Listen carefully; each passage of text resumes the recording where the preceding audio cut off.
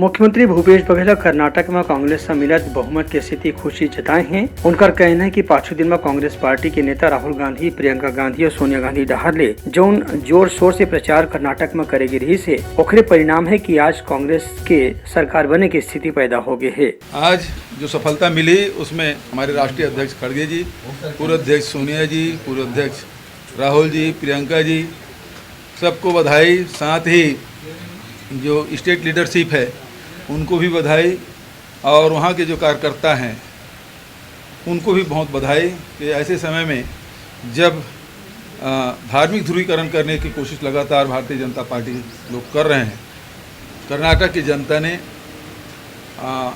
फैसला दिया है और उस फैसले से स्पष्ट हो गया है कि बजरंग बली है वो कांग्रेस के साथ। मुख्यमंत्री भूपेश बघेल कहन कि अब कार्यकर्ता मन के साथ खुशी मनाए के मौका है।